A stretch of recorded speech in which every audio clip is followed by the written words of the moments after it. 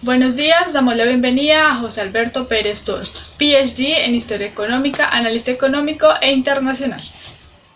Buenos días, José Alberto, gracias por acompañarnos. Estefanía, qué gusto verte. Tú sabes que me encantan tus entrevistas y desde que eras mi alumna siempre me encantaban tus preguntas tan acertadas y interesantes. Gracias, José Alberto. Bueno, José Alberto, vemos que en Colombia este año el crecimiento del PIB se espera que fuera de 3,4% a 3,6%, según había indicado el DANE en 2019. Sin embargo, el crecimiento económico y por ende la demanda agregada se ha contraído en los primeros 4 meses de este año. ¿Cómo se puede explicar el desplazamiento de la demanda agregada? Bueno, te voy a hacer un poco de referencias. Eh, en teoría económica hay un montón de escuelas. No es que exista una sola escuela en economía. Si uno se viene desde los clásicos, lee a Jevons, lee a Marshall, lee a Pigou, bueno, lee a Ricardo, que desde ahí Marx leía a Ricardo, ¿cómo será? Bueno, entonces hay una separación en la teoría económica. Para los años 30, que tuvimos una gran depresión internacional que afectó a todos los países del mundo, la teoría clásica que se está usando no servía, porque en la medida en que más política económica aplicaban, más se contraía la economía. Y eso le pasó a Hoover, que era el presidente en Estados Unidos en los 20. En los 30 ya se hicieron visibles las teorías de Keynes. Keynes montó una nueva visión de la economía. Era una economía, llamamos, del crecimiento, de las cifras agregadas. La macroeconomía que estudiamos en las cuentas nacionales es la de las cifras agregadas. Esto está originado en el pensamiento de Keynes. Y Keynes tal vez fue la persona que mejor explicó qué era la demanda agregada. Esas teorías estuvieron en boga desde los años 30 hasta la crisis de Bretton Woods del 71. Y de allá para acá empezaron a hacer aparición otras teorías más clásicas, como las teorías de Hayek o las teorías de Milton Friedman, que se preocupan más por la cantidad de dinero, por la tasa de interés.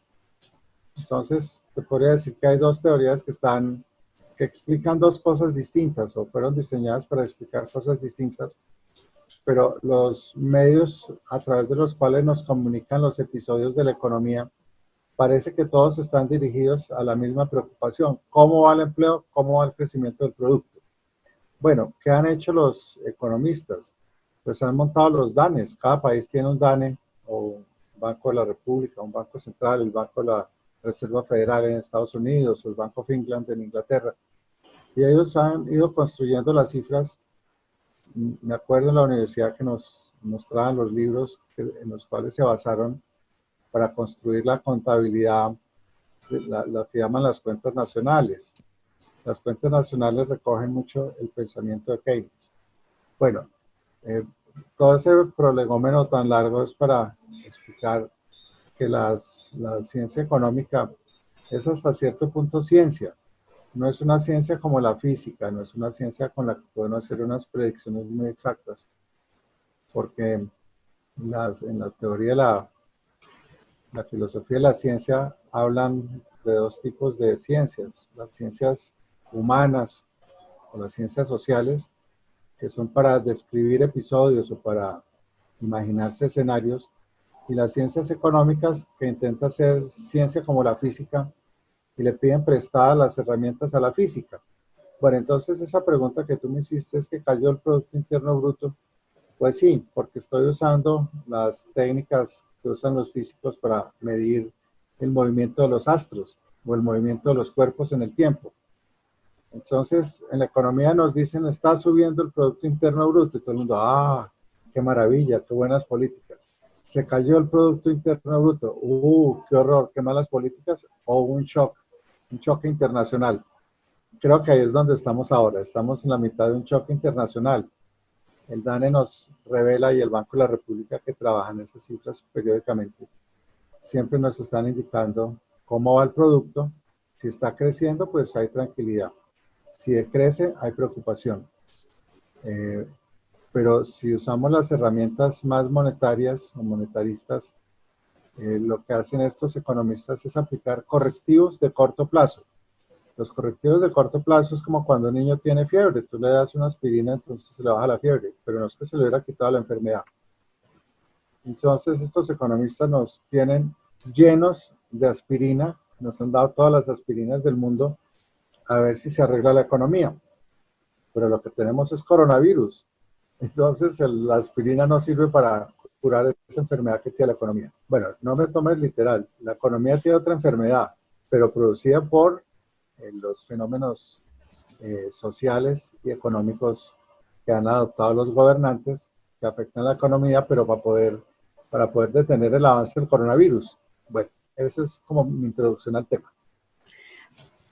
José Alberto, nos decías que nos tienen como llenos de aspirinas, por decirlo de alguna forma, en esta que le han dado como, se podrán dar como subsidios, y en este caso son créditos que están aplicando a las pequeñas, medianas, grandes empresas, igual que también a las instituciones educativas.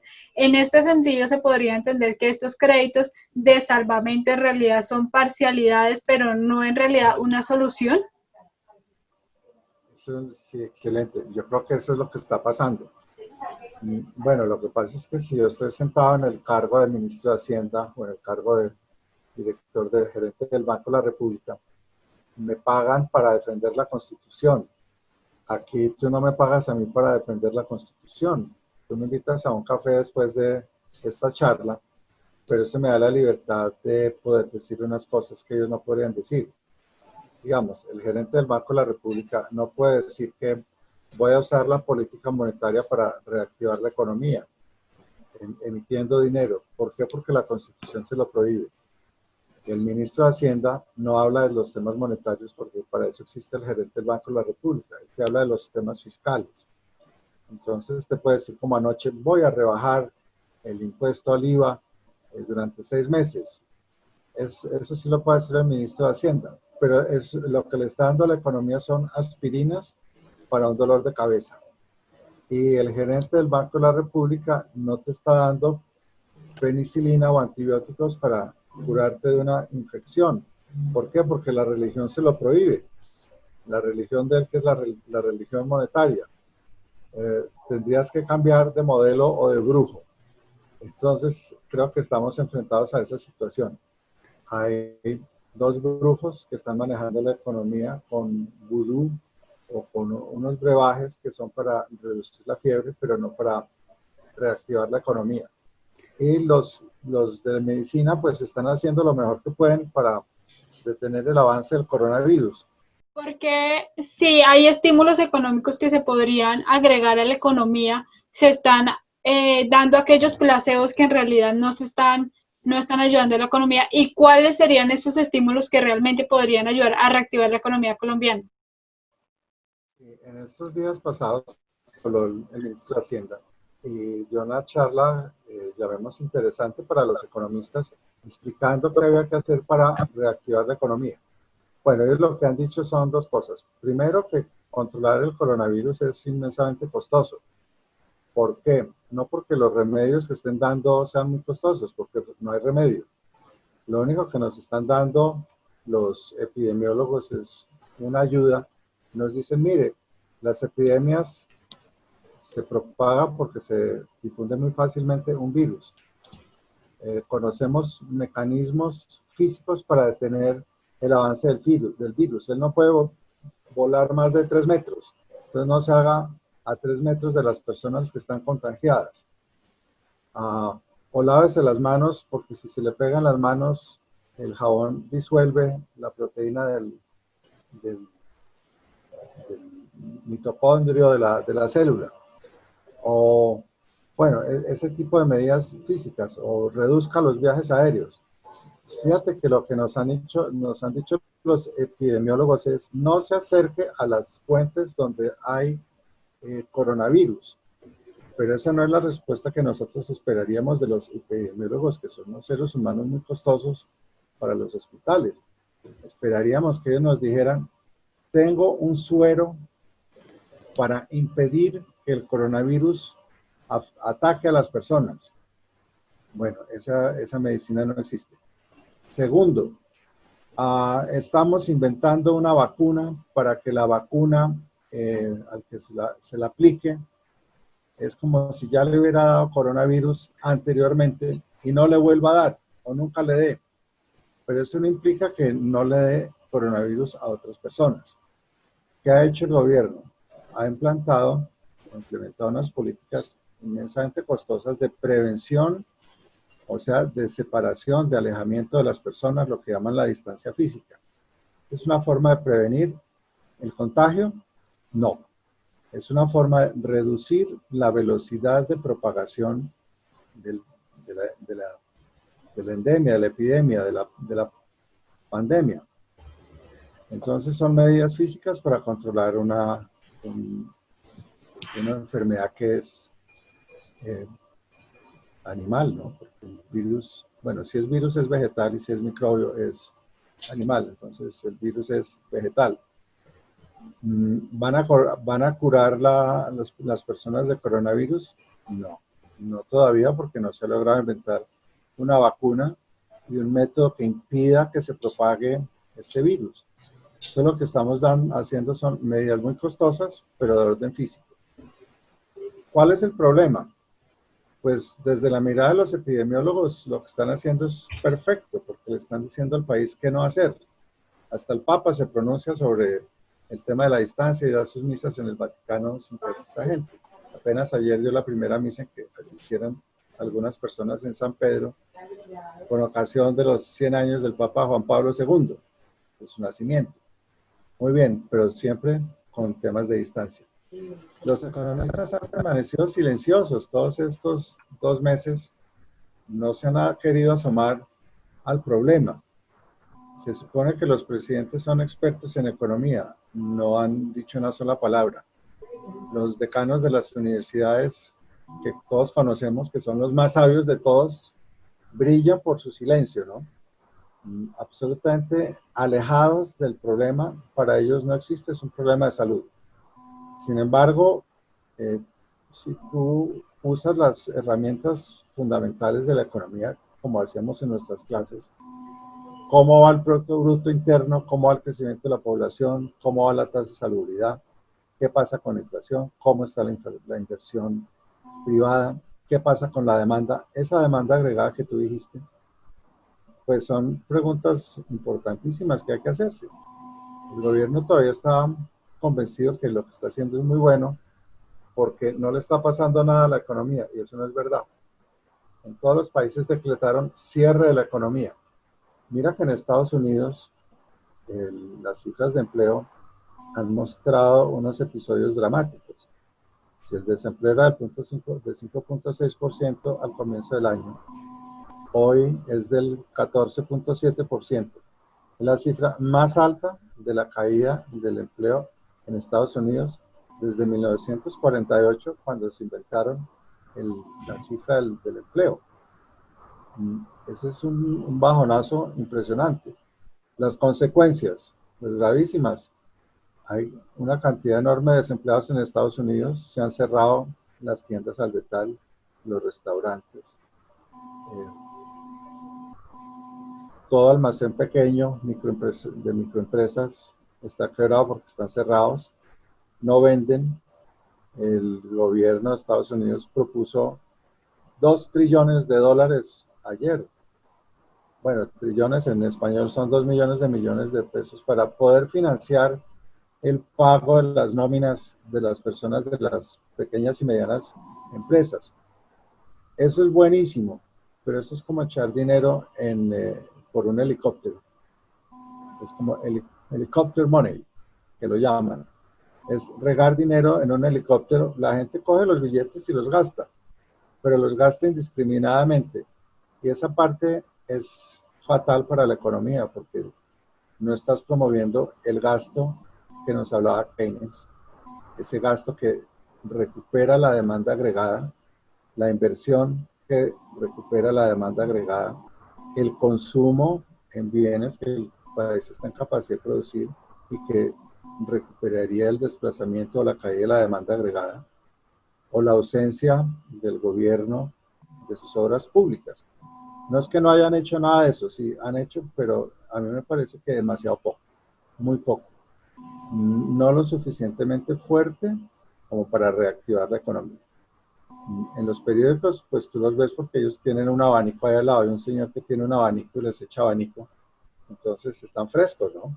Miren que dio una ayuda a los pobres, miren que dio una ayuda a los niños, miren que dio una ayuda a los mayores de 70 años que son cadáveres vivos, miren que dio una ayuda a las madres, miren que dio una ayuda a los hospitales regionales, miren, miren, miren. Pues sí, todos son ayudas y toda ayuda es caridad y es importante, pero eso no es suficiente, ni siquiera se aproxima a la necesidad de recursos que va a demandar la economía colombiana o todas las economías del mundo para reactivar la economía y volver a tener una situación de pleno empleo. Bueno, los facilistas y los oportunistas que dicen, no, esto es buenísimo porque va a cambiar el modelo social, va a haber una mutación, un cambio, unas nuevas actividades que jamás nos imaginamos cuáles eran. Pues nadie está en capacidad de imaginarse qué va a pasar con un aparato económico, Estefanía, que nos demoramos 200 años en armar y se desarmó en 2 meses. Mira la gravedad de los hechos. Los historiadores, los que tenemos un poco de inclinación hacia los estudios históricos que nos muestran los resultados de esos cataclismos, pues nos da un susto impresionante.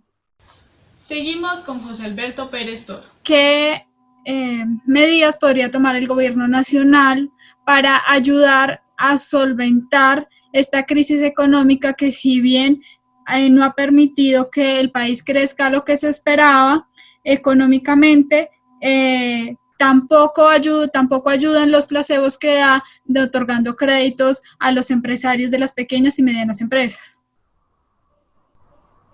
Claro, pues no es que las ayudas del gobierno no ayuden, sí ayudan. Lo que pasa es que no nos han dado la cifra completa.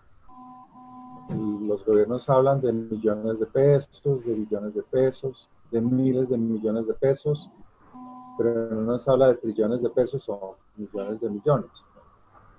Hasta ahora se han gastado miles de millones de pesos en ayudarle a los grupos desprotegidos, en ayudarle a las personas que se han quedado sin empleo, en darle beneficios a las pequeñas y medianas empresas. En estos días hablaba la directora de ACOPI, que yo creo que es un sector que hay que mirar con mucho cuidado, porque ellos albergan cerca de, es una suma que uno no se imagina, son 15 millones de pequeñas empresas que hay en Colombia. Empresas pueden ser unipersonales, de 2 personas, de 3 personas, de no más de 5 personas. Son empresas muy pequeñas, la tienda de barrio, el taller que está en un garaje, la cuenta propia, los profesores, el gremio de los profesores que es grande, en las profesiones liberales. Bueno, todas las personas que uno ve en las esquinas del país hacen parte de ese cuentapropismo de las pequeñas tiendas. Ellos no están cubiertos por el sistema de salud del país, o si están de salud, no están en todo el sistema de protección social. Entonces, por más de que esté bancarizada la gente, el gobierno quiera llegar a ayudarle a esos grupos, pues irrigar el dinero de esa forma no es tan fácil. Lo segundo, pues le exigen un montón de requisitos a las personas para acceder a esos recursos. Pues que eso es evidente que lo tienen que hacer así porque hay que comprobar la identidad de la persona a la que se le va a dar el dinero y evitar que se lo roben. En fin, bueno, toda esa ayuda pues es importante y es un paliativo, es como darle sopa a la gente sabiendo que no hay seco. El problema es cuando no haya seco, pero tampoco haya sopa para darle a la gente. Yo le tengo mucho miedo a que sobrevenga una hambruna. Cuando hay un profesor de Oxford que se llama Ian Goldin, yo tuve oportunidad de conocerlo en una pasantía que me dio la universidad, y conocer ese centro de investigación en Oxford. Y él se especializa en los fenómenos de la globalización como el riesgo sistémico, el riesgo de los mercados, las pandemias, el riesgo en las obras públicas, en fin, el riesgo en el transporte, el crimen cibernético, que es otro tipo de crímenes o de sucesos riesgosos. Lo que quiero decir es que hay muchos analistas que están tipificando y formando teorías para explicar por qué existen fenómenos de riesgo, pero nada que se haya estudiado más que las crisis financieras. De pronto, cuando tú entraste a la universidad y nos conocimos, estábamos todavía viviendo los efectos de la crisis del 2008. La crisis del 2008, que fue una crisis eminentemente financiera, no monetaria, sino financiera, pues causó un impacto global porque destruyó los patrimonios de las personas que habían invertido en el mercado de capitales, que es la fuente de financiación del equity de las empresas. Fue la crisis también del banco Morgan, Stanley Morgan, el Fannie Mae y grandes bancos de inversión, sobre todo, que se quebraron por el mercado subprime, el mercado de las hipotecas. Las hipotecas amparaban unas viviendas con un valor que se había multiplicado muchas veces, pero era un valor que no representaba el verdadero valor de los bienes. Bueno, esa fue una crisis con efectos catastróficos.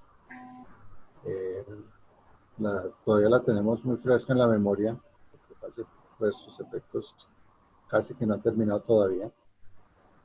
Yo estaba escribiendo en estos últimos años sobre la crisis del 2008 porque lo que más me llamó de esa crisis la atención es que no fue la crisis del año 30 que afectó los mercados monetarios, llámense los bancos, sino que esta afectó los mercados financieros, los mercados de acciones que tienen unos instrumentos de protección distintos, que es lo que se llama el riesgo no sistémico, en que yo puedo diversificar el riesgo. El coronavirus no me permite diversificar el riesgo o identificar sus causas y huir de ellas. Cerrar los aeropuertos y todo el mundo quedarse en la casa. Pero lo que hemos hablado hoy es que esas políticas tienen unos costos externos o externalidades muy grandes. Bueno, entonces yo creo que estamos entrando al escenario de las externalidades que las vamos a ir viendo todos los días. ¿Por qué? Porque las fuentes de financiación del gobierno se van agotando. La liquidez que tenían las empresas se disminuye mucho. Los ahorros que tenían las familias se gastaron en mercados. La gente desempleada que le han suspendido sus contratos, como ha pasado en Estados Unidos, porque allá sí es automático que mañana no viene a trabajar porque no hay cómo pagarle.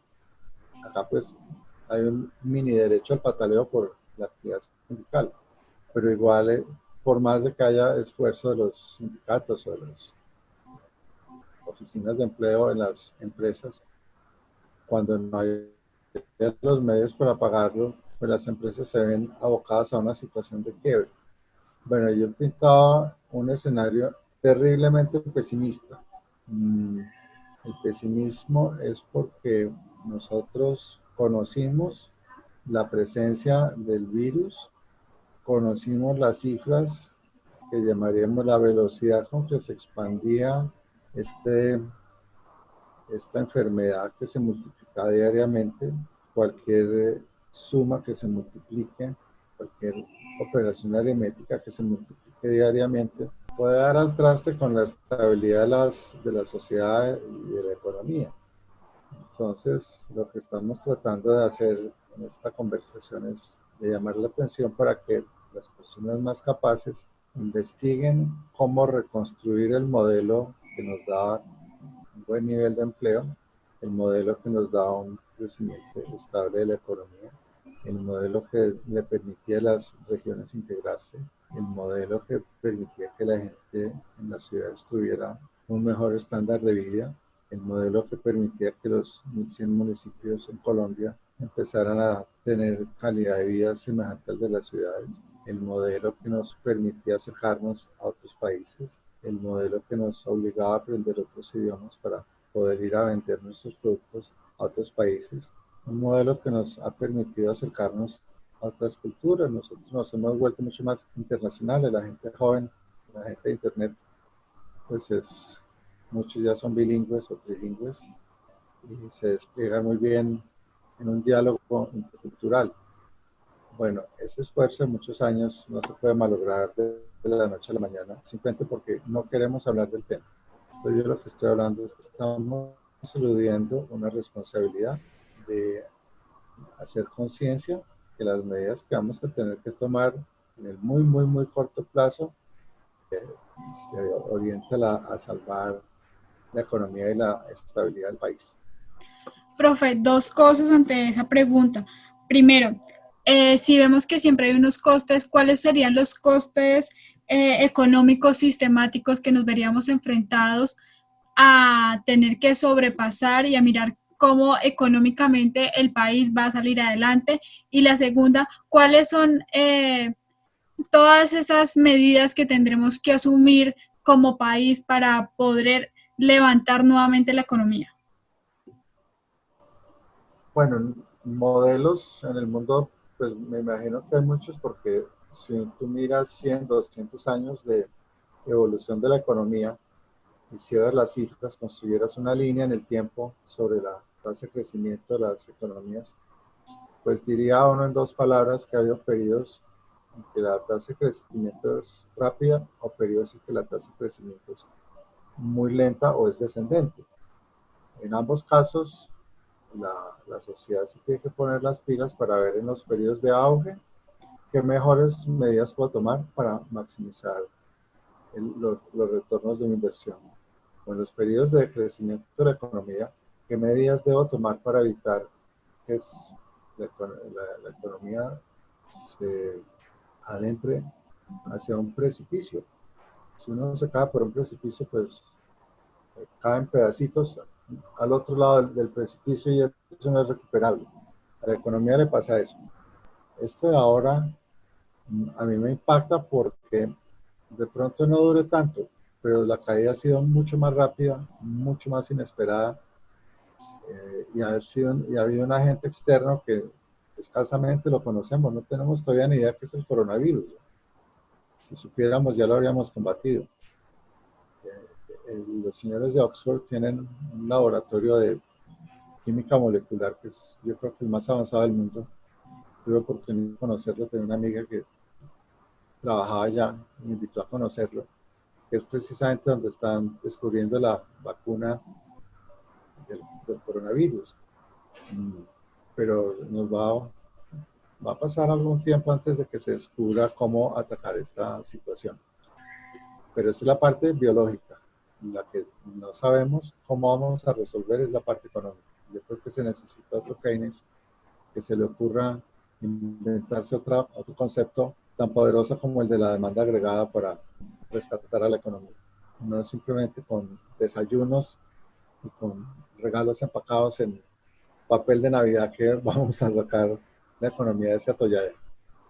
Cerrar la economía de cada país o cada bloque cerrar en sí su economía, y eso podría también de cierta forma extruir un poco las exportaciones y las importaciones. Pues mira,